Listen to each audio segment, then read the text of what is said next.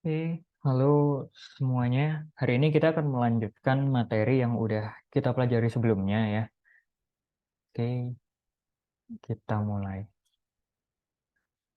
Oke, ya. Hari ini kita akan lanjut ke materi selanjutnya, yaitu data processing with Pandas. Nah, apa aja yang udah kita pelajari sebelumnya? Oh ya, mungkin sebelumnya perkenalkan nama saya Adam Mardiansyah. Saat ini bekerja sebagai Data Analytics di Video. Oke, sebelum kita mulai materinya, kita coba recap dulu ya. Sebelumnya udah belajar apa aja. Jadi, 4 materi terakhir yang berkaitan dengan data analis adalah ini. Jadi, teman-teman harusnya udah belajar tentang Python ya. Python Basic Advanced. Lalu juga harusnya udah belajar tentang statistics dan gimana caranya mengimplementasikan metode-metode statistik ke dalam Python ya. Lalu di awal minggu ini kita udah belajar tentang NumPy, ya, numerical Python, yaitu library Python yang fokusnya untuk pengolahan angka, di mana spesialisasinya itu dia memiliki variabel yang namanya itu array. Jadi array adalah sekumpulan data, bisa numerik, bisa teks gitu, tapi lebih dioptimalkan untuk data numerik, di mana di dalamnya kita bisa melakukan operasi terhadap data skalar, data vektor, dan juga matriks gitu ya. Dan ada banyak operasi matriks yang kita lakukan menggunakan NumPy. Oke.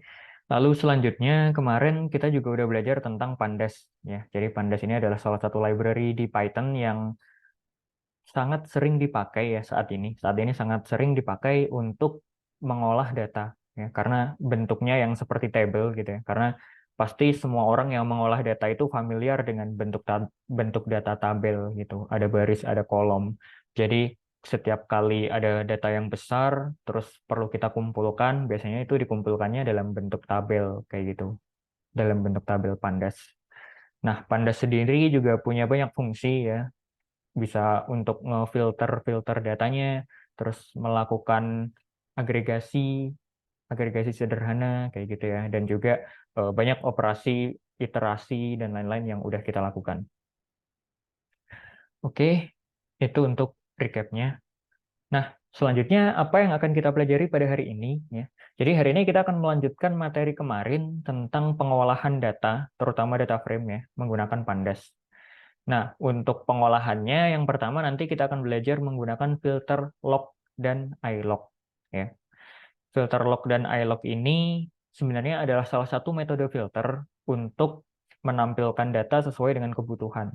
Jadi mirip dengan filter index kemarin ya. Kemarin kan kita udah belajar filter index, filter kolom, filter value kayak gitu. Hari ini kita akan belajar filter lanjutan log dan ilog. Lalu selanjutnya adalah kita akan belajar tentang data frame aggregation. Ya. Mungkin kemarin kita udah belajar sedikit ya tentang data frame aggregation, gimana menggunakan sum, menggunakan count, min, median, dan lain-lain. Nah, tapi hari ini kita akan belajar satu step lebih dalam tentang data frame aggregation ini, yaitu untuk melakukan aggregation menggunakan sintaks group by gitu ya. Harusnya teman-teman juga udah familiar dengan group by karena ketika belajar SQL harusnya udah masuk ke dalam materi gitu sih.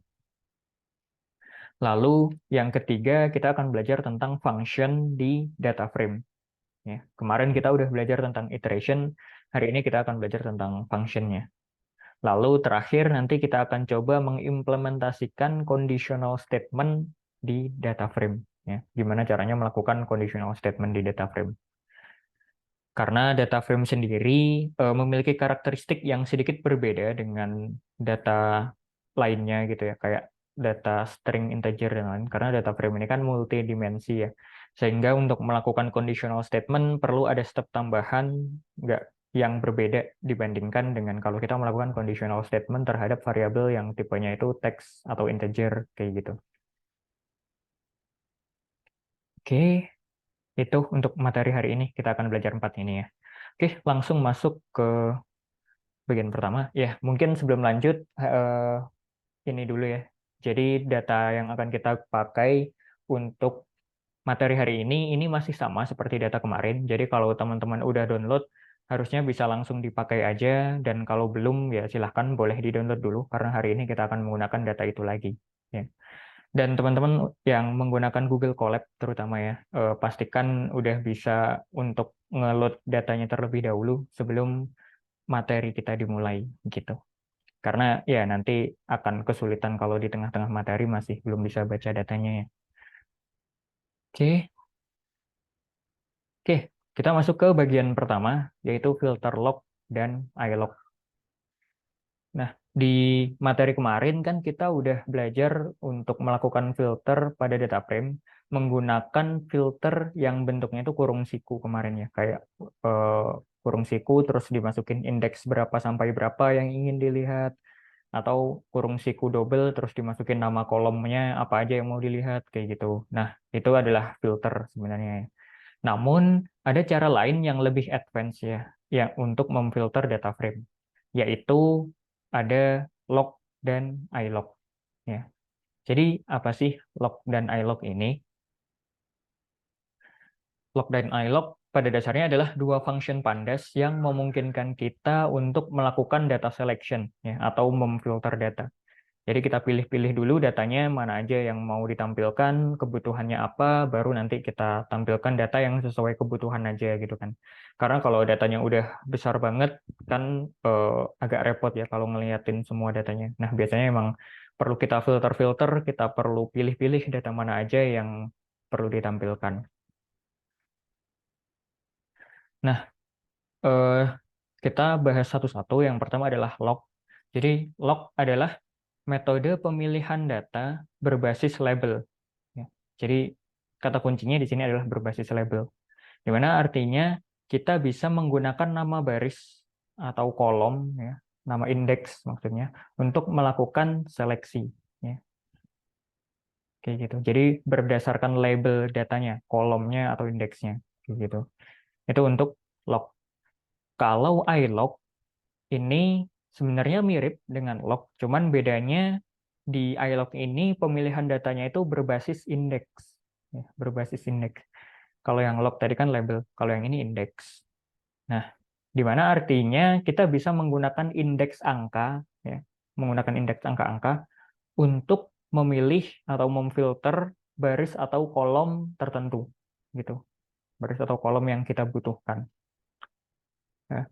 Jadi kalau di filter yang kurung siku sebelumnya, itu kan kalau kolom kita harus nulis nama kolomnya lengkap gitu ya. Atau di log nanti kita juga kayak gitu. Kalau mau menampilkan beberapa kolom aja, kita harus menampilkan nama kolom lengkapnya gitu. Sedangkan kalau menggunakan ilog, nanti kita tinggal kayak nulis indeks kolomnya aja gitu. Jadi kolom ke 0, kolom ke 1, ke 2, dan seterusnya. Ya, jadi ini perbedaan mendasar antara ilog dan log. Nah, pemakaiannya seperti apa? Oke, kita bahas yang log dulu ya. Jadi log adalah metode pemilihan data yang berbasis label. Nah, caranya seperti ini. Misalkan di sini kita hanya ingin mengambil datanya sampai indeks ke 200 ya, sampai indeks ke 200. Lalu kolomnya hanya ingin mengambil tiga kolom ini, transaction number, date, sama product number. Nah, caranya bisa kayak gini. Yang pertama kita tuliskan nama variabel data frame-nya, terus ditambahin .log ya, .log. Lalu kurung siku. Nah, di bagian pertama kita harus memasukkan filter indeksnya. Kita ingin memfilter sampai indeks ke berapa atau mulai indeks ke berapa. Nah, karena ini contohnya untuk menampilkan sampai indeks ke 200, maka kita tulis titik 2 200. Terus dikasih tanda koma ya. Lalu selanjutnya kita masukkan kolom apa yang ingin diambil gitu. Tanda koma kolomnya. Nah, kolomnya kalau lebih dari satu kita harus menggunakan kurung siku juga kayak gini. Jadi karena di sini memasukkan tiga kolom, jadi perlu pakai kurung siku, transaction number, date, product number, lalu kurung tutup dua kali. Kayak gini. Nah, hasilnya akan muncul nanti datanya itu data frame sales sampai indeks ke 200 dan tiga kolom ini aja. Gitu. Sedangkan kalau misalkan yang ditampilkan cuma satu kolom aja, nanti ya berarti nggak perlu kurung siku di dalamnya ini. Jadi titik 2 200, koma, misalkan date, kayak gitu. Terus kurung siku tutup. Udah. Gitu. Nah, mungkin dari sini kalau dibandingkan sama filter kurung siku kemarin, perbedaannya sedikit banget ya, nggak terlalu kelihatan. Karena ya paling cuman beda di tengahnya ini, indeksnya berapa, terus koma, terus kolomnya. Sedangkan kalau kurung siku kan indeksnya berapa sampai berapa, terus ditutup kurungnya, terus buka kurung siku lagi, terus ditambahin nama kolomnya gitu. Mungkin perbedaannya cuma di situ. Tapi selain itu sebenarnya ada perbedaan lainnya. Nanti akan kita bahas lebih lanjut juga ya. Nah, ini adalah contoh kalau melakukan filter value ya. Jadi nilai dari kolomnya yang ingin kita filter menggunakan log. Misalkan di sini kita hanya ingin menampilkan data dari negara Norway dan kuantitinya lebih dari 10. Ya. Nah, maka filternya kayak gini. Di- Masih sama seperti filter kurung siku biasanya, deadlock, terus habis itu ditambahin tanda kurung biasa ya untuk memisahkan setiap eh, persyaratannya atau ya setiap statement conditional statementnya. Nah, jadi sales country sama dengan Norway, terus tanda dan terus sales quantity lebih dari 10. Ini. Lalu kalau ingin menampilkan kolom beberapa kolom aja itu bisa ya udah tanda koma terus kita bisa ngasih titik dua price. Nah, kalau isinya adalah titik dua price seperti ini, berarti kita ingin mengambil semua kolom dari awal sampai kolom price. Kayak gitu. Oke. Nah, ini adalah fitur eksklusif di log gitu ya. Karena di kurung siku harusnya nggak bisa. At least sampai versi Python, versi Pandas terakhir harusnya masih belum bisa sih. Oke. Nah, jadi bisa kita tulis kayak gini, titik dua price. Nanti dia akan mengambil semua kolom sampai kolom price itu. Kayak gitu. Nah, ini ada perbedaan tambahan berarti ya sama si kurung siku itu. Di mana kalau di sini kita bisa menggunakan titik dua pada kolomnya. Itu. Oke, itu untuk filter log. Nah, selanjutnya adalah ada filter yang namanya ilog ya. Di mana tadi udah dijelaskan juga bahwa ilog ini adalah metode pemilihan data yang berbasis indeks. Nah, untuk ilog cara pakainya kayak gini. Jadi nama variabelnya dot ilog habis itu kurung siku ya. Jadi kalau di data frame itu menggunakan log, ilog ataupun filter biasa itu pasti menggunakan kurung siku semua. Terus kurung siku, terus kita masukkan indeksnya. Ya. Jadi kita ingin mengambil pada indeks keberapa, berarti di sini adalah indeks ke 0 sampai 7. Lalu tanda koma, ini kita masukkan kolomnya. Ya.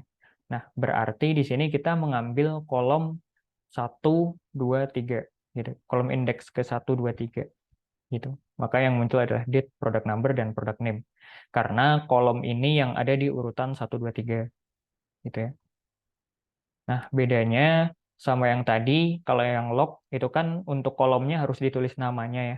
Kalau yang ilog ini, kita bisa menggunakan angka. Dan kolom ini indeksnya juga dimulai dari 0. Makanya kalau dimulai dari 1 di sini, yang muncul pertama adalah date. Sedangkan kalau enggak di filter itu harusnya yang pertama adalah transaction number. Kayak gini. Oke, nah jadi iLog ini sebenarnya jadi penggunaan filter yang lebih efisien kalau kita ingin memfilter kolom gitu ya. Karena tinggal ya udah masukin angkanya aja. Kalau kolomnya namanya panjang ya kita nggak perlu nginget-nginget, nggak perlu nulisin gitu ya. Kita tinggal tulisin angkanya aja mau indeks kolom ke berapa sampai berapa gitu. Oke, itu untuk iLog. Mungkin sampai di sini dulu kita sambil coba dulu deh ya. Kita restart kernel dulu. Oke, pertama kita import dulu pandas dan numpy-nya, lalu kita baca file sales transaction-nya. Nah, file save transaction-nya kita baca, lalu selanjutnya kita coba pertama untuk filter log. Kayak gini. Nah, Jadi sesuai yang dijelaskan tadi, kalau filter log itu menggunakan fungsi .log, terus habis itu kurung siku, terus kita filter indeksnya, habis itu filter kolomnya. Kayak gini. Kalau kolomnya ada banyak, perlu menggunakan siku, tapi kalau kolomnya misalkan cuma satu kayak gini ya, berarti bisa langsung gini. Nah, oke, kita balikin kayak gini. Lalu selanjutnya kita kalau di log juga bisa menggunakan tanda titik dua ya untuk memfilter kolomnya gitu. Jadi misalkan ini ini adalah contoh kalau kita ambil semua kolom sampai product number gitu ya. Jadi kayak gini. Sampai indeks 200 dan kolom sampai product number aja. Nah, misalkan kita hanya ingin mengambil date sampai product number maka bisa gini. Ya, jadi nggak perlu nulisin satu-satu kayak di filter siku gitu kan, kita perlu nulisin satu-satu kayak gini ya nama kolomnya. Kalau di log bisa menggunakan titik dua untuk menunjukkan kita mengambil kolom mana sampai mana gitu. Oke, nah ini adalah contoh lain kalau ngambil beberapa kolom menggunakan titik dua gitu ya. Oke, ya, jadi log ini secara penulisan sintaks harusnya juga bisa lebih cepat dibandingkan kalau menggunakan filter yang kurung siku biasa gitu sih. Karena kita nggak perlu nulis semua nama kolomnya di sini. Tuh. Oke, nah selanjutnya ini adalah filter log pada filter value ya. Kita mau filter value suatu kolom berdasarkan country sama quantity-nya di sini menggunakan log. Jadi metodenya seperti yang udah jelasin tadi, di mana setiap statement dipisahkan dengan tanda kurung, terus dikasih tanda N, atau mungkin kalau menggunakan logika OR bisa menggunakan tanda OR gitu ya, yang garis tegak lurus. Lalu di sini kita ambil semua kolom sampai kolom price gitu. Oke, ya sama seperti yang udah dijelasin tadi sih. Filternya juga masih sama kayak filter pada kurung siku biasa. Ini. Mungkin supaya lebih gampang kita bisa kasih enter-enter kayak gini. Nah,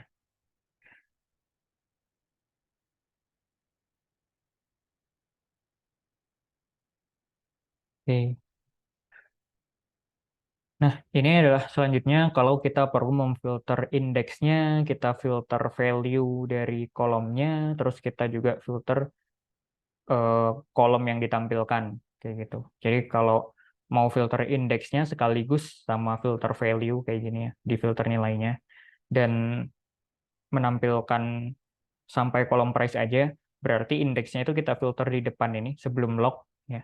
Jadi sales 324 berarti kita ambil mulai dari indeks ketiga sampai indeks 23 lalu baru dijalankan fungsi log ini di mana dia hanya akan menampilkan data dari country Norway dan sales quantity lebih dari 10 kayak gitu dan juga sampai kolom price.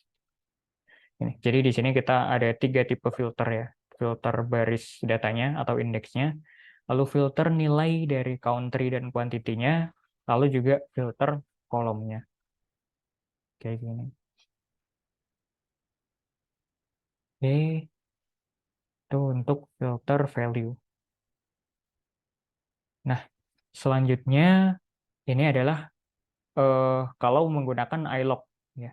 Jadi konsepnya masih sama menggunakan log maupun iLog ya. Kalau iLog dia tetap perlu yang pertama filter indeksnya, lalu yang kedua adalah filter kolomnya. Kayak gini. Oke.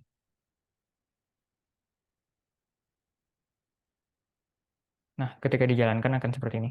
Misalkan kolomnya ini kita ganti sampai 5 ini ya, maka dia akan nambah gitu.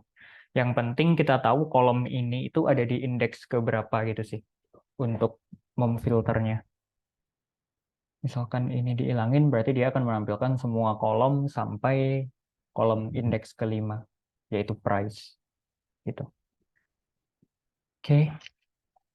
Lalu ini adalah contoh menggunakan iLog kalau kita ada filter value-nya. Gitu. Jadi Kalau menggunakan filter value ya masih sebenarnya agak mirip sama log tadi ya. Cuman kalau ilog itu si ilognya diletakkan di dalam filternya gini, di dalam kurungnya. Jadi nama variabelnya, terus kurung siku, habis itu kurung biasa. Nah, di sini baru kita masukkan ilog dan di sini baru kita filter si country-nya. Ya. Karena country ini adalah kolom terakhir, maka bisa kita gunakan angka -1. Ya. Kalau minus itu nanti dia akan ngitungnya dari belakang. Gitu. Kalau -1 berarti kolom terakhir. -2 berarti kolom kedua terakhir. -3 kolom ketiga terakhir, dan seterusnya. Oke. Nah, di sini kita filter negaranya Norway, lalu kita filter untuk kuantitinya lebih dari 10. Ya, jadi ini filter yang sama dengan filter log yang kita terapkan sebelumnya. Dan kalau kita jalankan, ya hasilnya harusnya akan sama dengan filter yang menggunakan log tadi di atas. Kayak gitu. Hmm. Hmm. Nah, ya secara materi yang selanjutnya ya yang tadi ya, yang dijelaskan di Jupyter Lab tadi, yaitu menggunakan filter value pada kolom negara dan quantity. Ya. Jadi intinya kalau ilog sih filternya itu di dalam ilognya itu di dalam filternya. Kayak gini. Oke. Nah, mungkin selanjutnya kita masuk ke perbedaan filter log dan index. Jadi, apa sih perbedaan antara filter log dan juga index? Ya? Karena kemarin kan kita udah belajar lumayan banyak juga ya tentang filter index menggunakan kurung siku, kayak gitu. Nah, sekarang kita coba cari perbedaannya apa antara filter log dan mungkin ilog gitu ya, dengan filter index yang udah kita pelajari kemarin. Perbedaannya adalah yang pertama selain sintaksnya berbeda ya, karena ya sintaksnya otomatis berbeda sih. Selain itu, filter log dan filter index memiliki perbedaan pada aplikasinya atau kegunaannya, pemakaiannya gitu.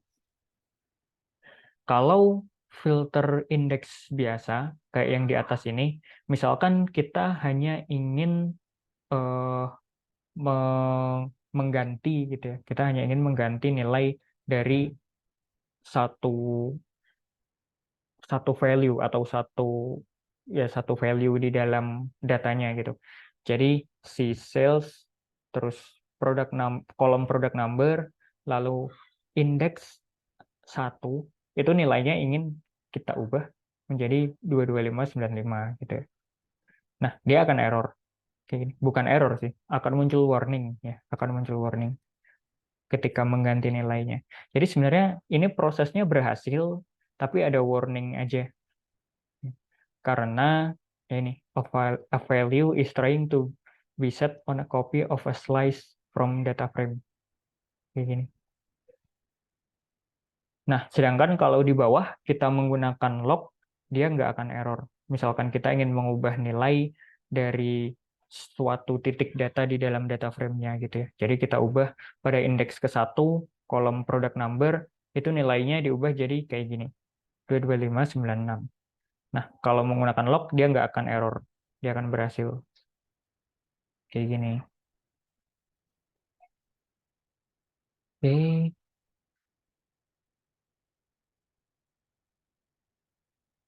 Nah, lalu ini contoh lain lagi ya. Selain perbedaan sintaks, ada juga perbedaan penggunaannya kayak gini.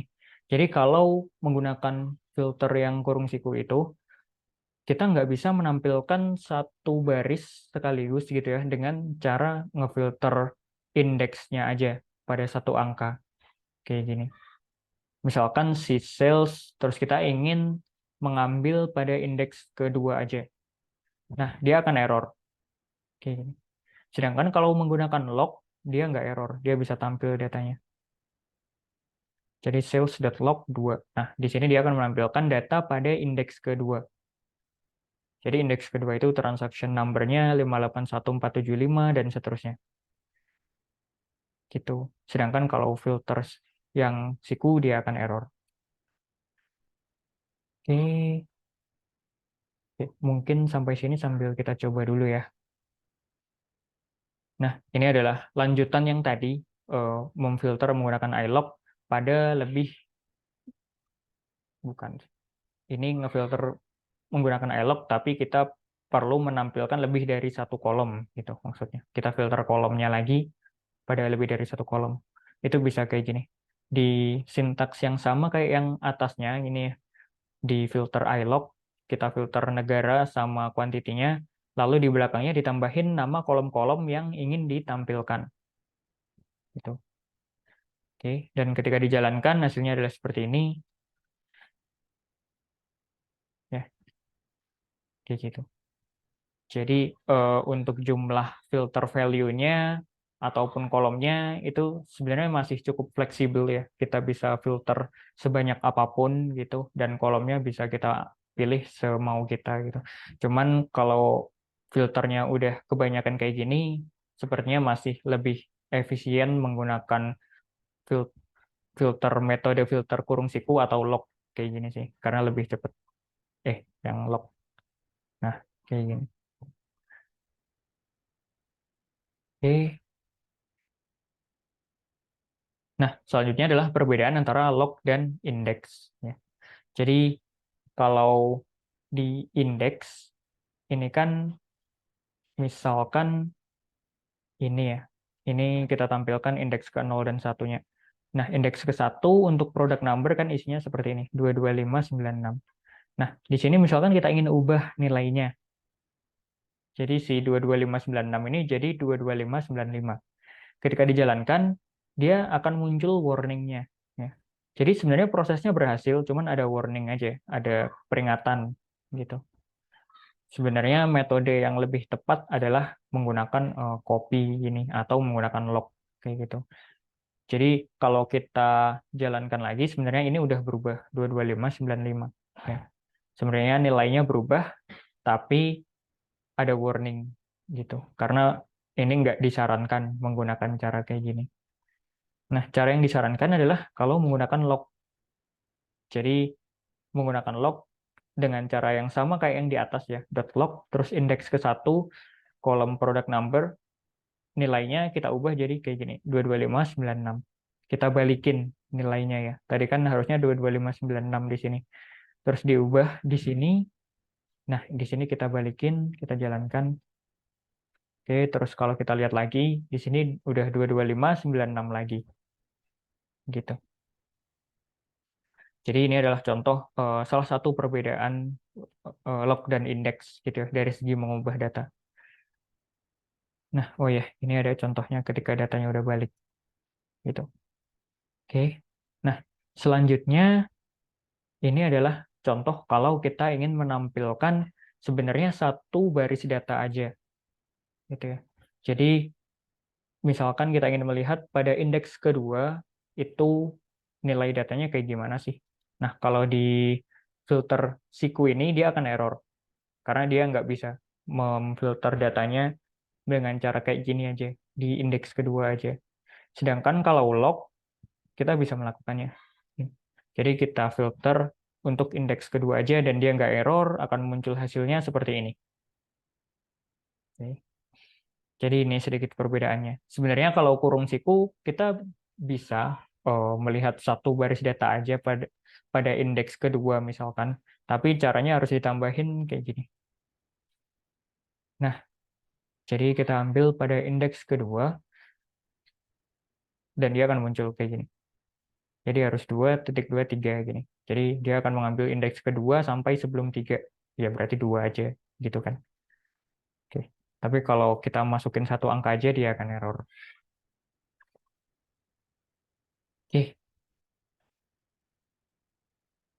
Nah, jadi kenapa ini bisa dilakukan si sales log pada indeks kedua ini? Karena sebenarnya kalau kita melakukan operasi log ya, itu kalau ambilnya cuma satu baris data aja, dia itu mengubah data satu baris itu menjadi series gitu. Jadi si nama kolomnya itu jadi indeks kayak gini ya. Sebenarnya ini kan nama kolom, si transaction number, date, terus product number, product name, dan seterusnya. Ini kan nama kolom. Tapi di sini karena kita cuma ambil satu indeks, maka dia jadi series di sini, jadi series dan ini jadi indeks si nama kolomnya. Makanya ketika kita cek tipe datanya kayak gini, type lalu sales.log2, maka yang muncul adalah series. Jadi pandas series. Ya, itu. Nah, karena ini tipe datanya series, jadi kalau kita ambil salah satu indeksnya kayak gini, kita ambil date misalkan, maka ya dia akan muncul nilainya kayak gini. Jadi kayak anggaplah si log 2 ini tuh series, terus kita ambil pada indeks ke date kayak gini, makanya dia muncul kayak gitu. Oke. Nah, oke. Itu untuk eh, perbedaan log dengan filter indeks. Nah, selanjutnya ini ada tambahan sedikit ya. Sebenarnya ini bukan termasuk materi wajib, tapi ini buat FYI aja biar teman-teman tahu. Jadi kalau di data frame itu ada beberapa metode untuk mengubah nilainya. Nah, ini adalah contoh kalau kita ingin mengubah nilai satu baris data sekaligus gitu. Ya. Jadi kalau yang tadi yang muncul warning tadi, nah tadi, sorry. Nah, kalau yang muncul warning tadi ini kan mengubah nilai pada satu data aja ya, satu titik data aja. Nah, kalau yang ini kita coba mengubah nilai pada satu baris sekaligus. Ya. Jadi caranya kalau menggunakan log ya kita tinggal langsung aja sales.log 2, berarti pada indeks kedua, nanti datanya kita mau ubah jadi seperti ini. Ya. Oke, jadi si transaction number kita ubah jadi 581 aja. Padahal sebelumnya itu 581475, sama kayak yang di atas. Kayak gitu. Dan seterusnya. Ini angka-angkanya, semua nilainya bisa kita ubah. Tinggal ditulis aja di dalam list kayak gini.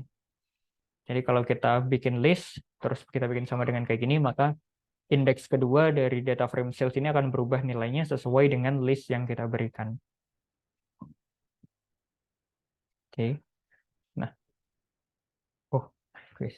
Oke. Kita coba dulu di sini. Ya, ini kita coba untuk mengubah nilai satu baris data sekaligus. Gitu ya. Caranya sama kayak tadi, jadi pada indeks kedua kita ubah nilainya ya. Misalkan yang mau diubah adalah indeks ketiga ya, tinggal kita ganti aja kayak gini. Dan seterusnya. Oke, nah jadinya indeks kedua nilainya 581 bla bla bla. Sedangkan nilai aslinya kan seperti ini, 581475. Lalu product name-nya itu storage tin vintage lift. Sedangkan di sini dia indeks kedua cuma storage tin doang karena udah diganti nilainya gini. Oke. Nah, jadi kayak gini caranya. Oke, di sini kita balikin dulu jadi seperti nilai awal ya. Oke. Nah, lalu ini adalah contoh lagi kalau kita ingin mengubah nilai pada dua baris data sekaligus gitu ya, dua indeks sekaligus. Misalkan di sini kita ingin mengubah pada indeks ke 0 dan 1 ya, yang ingin kita ubah nilai datanya. Nah, ini kita lihat dulu nilainya dibikin array supaya nanti eh, ketika mengembalikan datanya kita tahu sih data aslinya seperti apa gitu. Makanya di sini dibikin array dulu untuk nyobain. Oke, nah kalau mau mengubah dua baris data sekaligus, maka kita bisa menggunakan list ataupun array dua dimensi. Kayak gini. Ini kan dua dimensi ya. Ini list pertama sampai sini, terus list kedua adalah yang ini. Oke, nah jadi caranya tinggal sangat simpel sekali ya, tinggal kita tulis aja sama dengan gitu. Sales.log, lalu indeks sampai dengan 1, lalu kita masukkan nilainya di sini. Oke. Jadi ini adalah list dua dimensi. Lalu ketika ditampilkan, nanti sebelum digantikan kayak gini ya. Transaction number-nya 581482, 581475. Lalu kita jalankan dan ubah jadi 482475. dan seterusnya. Kayak gitu. C. Nah, mungkin sampai sini teman-teman juga notice juga ya. Jadi kalau pakai lock itu ada perbedaan juga yang mungkin belum ditulis tadi di slide-nya. Yaitu kalau pakai lock, misalkan gini, titik 21, maka dia akan menampilkan datanya sampai indeks ke 1. Ya, kayak gitu. Sedangkan kalau filter yang kurung siku, itu kan misalkan, eh, misalkan kayak gini, dia hanya akan menampilkan indeks ke 0 gitu. Ya. Jadi kalau log ini benar-benar presisi indeks ke berapa sampai ke berapa gitu sih. Jadi emang ada sedikit perbedaan logika untuk menggunakan log dan yang biasa ini. Kayak gitu. Oke. Nah, ya karena tadi datanya udah diubah, jangan lupa dibalikin juga datanya ya, biar nanti datanya pas diolah atau diproses itu hasilnya masih sama. Kayak gitu. Oke, teman-teman boleh sambil nyobain ya. Boleh sambil nyobain, sambil bisa mengerjakan live quiz untuk habis ini. Hmm, sorry. Oke, live quiznya sebenarnya cukup sederhana ya. Ya, jadi dari data sales yang kita gunakan, coba pakai log atau iLog untuk yang pertama memfilter datanya hanya untuk transaksi yang total price-nya lebih dari 160 ya. Lalu yang kedua adalah transaksi yang berasal dari Germany dan kuantitinya kurang dari 10. Oke, oke, boleh dicoba dulu. Mungkin dikasih waktu 3 menit ya.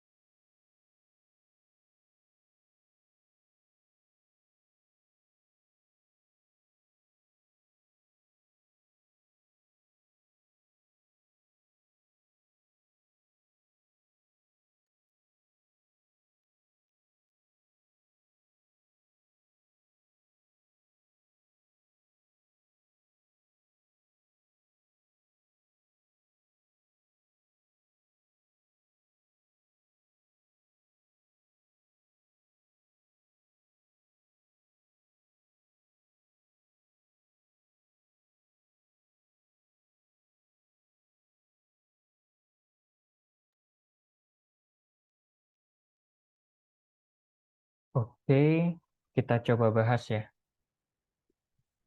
Oke, untuk live quiz-nya kayak gini. Jadi, ya, karena untuk yang nomor satu kan kita perlu memfilter total price-nya ya. Nah, jadi kita perlu bikin kolom total price-nya dulu, sama seperti kemarin ya, yaitu hasil kali dari price dan quantity. Lalu tinggal ya udah kita menggunakan log untuk memfilter si total price-nya lebih dari 160 gitu. Oke, lalu yang kedua adalah kita lakukan filter untuk eh, Germany dan kuantitinya kurang dari 10. Oke. Nah, di sini tinggal ya sama seperti yang di atas gitu sih. Tinggal kita lock terus masukin ininya. Oke. Oh ya ini harusnya ditambahin lock. Nah, kayak gitu. Oke. Itu untuk eh, live quiz pertama. Oke, kita lanjutkan. Selanjutnya adalah materi data frame aggregation. Ya. Nah, kan di pertemuan selanjutnya kita juga udah belajar untuk melakukan agregasi sederhana pada suatu kolom ya. Misalkan kayak mencari jumlah, rata-rata, median, varians, standar deviasi, nilai minimum, nilai maksimum, count, dan lain-lain. Gitu. Nah, sekarang kita juga akan mempelajari tentang aggregation, tapi mungkin sedikit lebih dalam gitu ya. Kalau sebelumnya kan kita langsung agregasikan semuanya.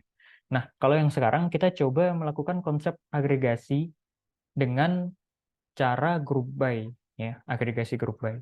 Jadi ya, kalau teman-teman udah belajar SQL, harusnya udah familiar dengan group by ya. Jadi ini adalah metode untuk melakukan agregasi berdasarkan nilai pada suatu kolom. Kayak gitu. Oke. Nah, ya seperti yang udah dijelaskan tadi ya, sebenarnya group by itu adalah salah satu function yang digunakan di SQL ya. Jadi si Pandas ini terinspirasi oleh SQL, maka dia menggunakan fungsi group by juga. Fungsinya adalah untuk membuat angka agregat pada suatu kolom berdasarkan nilai dari kolom lainnya. Ya. Jadi eh, kolom-kolom kan kita ada banyak kolom teks atau kolom tanggal atau kolom apapun gitu ya. Nah, di situ kita bisa lakukan group by untuk kayak eh, melihat nilai minimum misalkan atau jumlah dari setiap kolom tertentu berdasarkan kolom lainnya kayak gitu. Anggaplah contohnya kayak yang di sini. Jadi di sini ada dua kolom tim dan skor. Ya. Nah, di sini kita melakukan group by count. Ya. Kalau count ini dia akan menghitung ada berapa banyak baris data pada tim tersebut. Ya. Jadi kita group by pada timnya, terus skornya kita count. Nah, jadi kalau di count nanti hasilnya kayak gini. Tim A itu countnya ada 2, tim B ada 3, tim C ada 1. Kayak gitu, sesuai sama datanya ini. Oke, itu adalah agregasi group by. Nah, contoh sintaksnya seperti apa? Jadi contoh sintaksnya seperti ini untuk melakukan group by. Contohnya di sini kita melakukan menghitung total quantity dari setiap customer. Ya. Jadi customer number ini kan kayak ID atau identifikasi dari setiap customernya. Ya. Nah, kita pengen lihat setiap customer itu udah beli berapa banyak barang ke kita, gitu. Jadi karena untuk tahu berapa banyak barang yang udah dibeli, maka kita lihat jumlah dari kuantitinya. Makanya di sini quantity sum, gitu. Oke, sintaksnya seperti ini. Yang pertama, kita harus tulis si variabel data frame-nya, lalu ditambahin dot group by ya untuk menggunakan fungsi group by-nya. Lalu kita kasih kurung, lalu kita tulis kolom apa yang ingin dijadikan acuan group by-nya. Ya. Jadi karena kita ingin melihat total quantity dari setiap customer, jadi ya berarti kan customer-nya yang dijadikan acuan. Lalu setelah itu kita tentukan kolom agregasinya apa. Jadi kolom apa yang mau diagregasikan, misalkan quantity gini ya. Lalu terakhir adalah fungsi agregasi yang dijalankan itu apa. Ya. Karena kita ingin mengetahui total quantity, berarti ya menggunakan sum di sini. Tinggal belakangnya dot sum. Kayak gitu. Oke. Nah, lalu gimana hasilnya kalau menggunakan cara kayak gini? Hasilnya adalah seperti ini. Ya. Jadi untuk customer number misalkan 12.004 itu kuantitas total kuantitas dia beli barangnya ada 104. Untuk 12.006 itu ada 2, 12.008, 421 dan seterusnya gitu. Jadi setiap customer number kita tahu mereka udah beli berapa banyak barang di kita. Nah, secara default-nya dia hanya menampilkan nilainya lalu diurutkan berdasarkan si customer number-nya kayak gitu.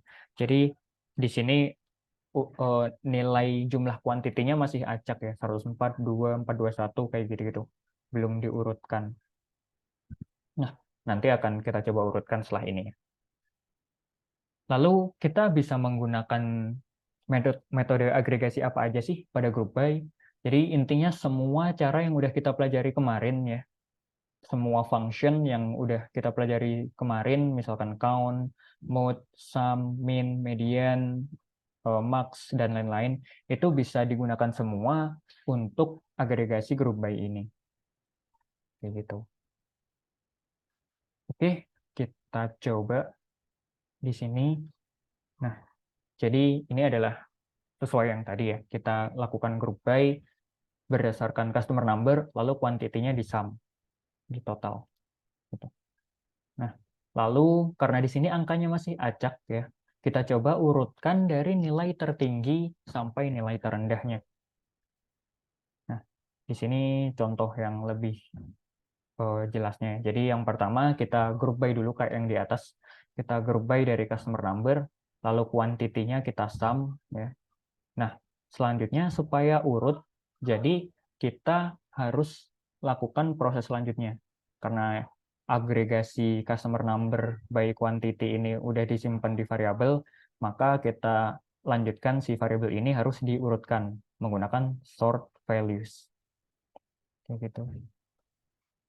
Nah, sort values ini intinya adalah fungsi atau function untuk mengurutkan data. Lalu di dalamnya kita tambahin ascending sama dengan false ya. Karena kalau misalkan kayak gini doang kita nggak masukin apa-apa, maka dia akan mengurutkan dari yang paling kecil. Ya. Nah ini somehow datanya ada yang minus nilainya gitu. Jadi kuantitasnya itu kalau dijumlahkan minus. Mungkin ini kayak data yang kotor gitu-gitu ya. Ya seperti yang kita pelajari kemarin data cleaning gitu ya. Jadi di data dunia nyata emang pasti ada data yang kotor kayak gini sih. Kan kuantitas harusnya nggak bisa minus ya, tapi di sini justru minus gitu. Nah, oke, jadi ini sebenarnya contoh data kotor. Oke, untuk datanya supaya urut, maka kita tambahkan input kayak gini, ascending sama dengan false.